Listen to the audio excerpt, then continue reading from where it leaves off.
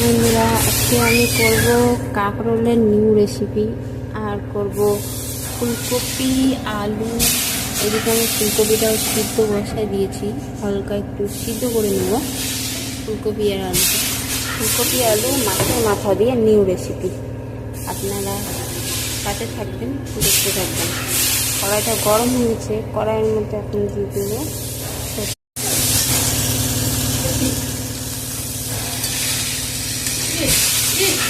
ভাবে করে দেখে নেব সিদ্ধ হয়েছে কিনা।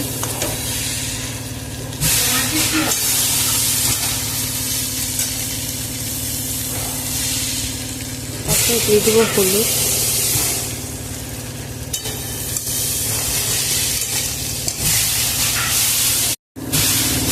আমি মাছের মাথা ভালো করে লাল লাল করে ভেজে নিয়েছি। এখন ফুলকপি ছাপিয়ে রাখা ফুলকপি আর আলুগুলো হালকা করে ভেজে নেব।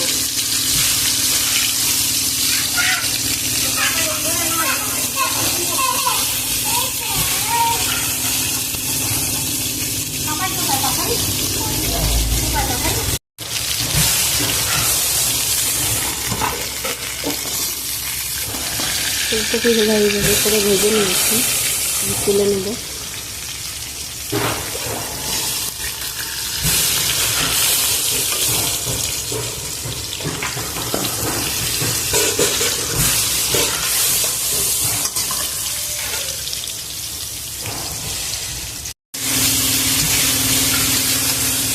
আমি ভেজে নিয়েছি, আমি ভেজে এখন মাছের মাথাগুলো দিয়েছি এইভাবে করে।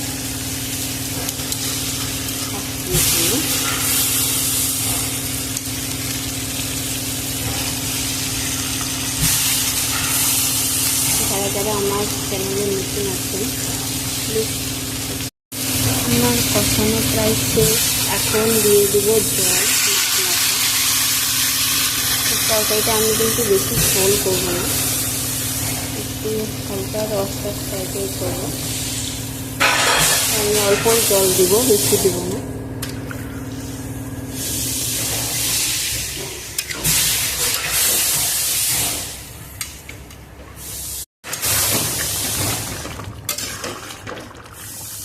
আমার ফুলকপির তরকারি প্রায় রেডি, দেখতে পাচ্ছেন আলুগুলো কি সুন্দর সিদ্ধ হয়ে গেছে।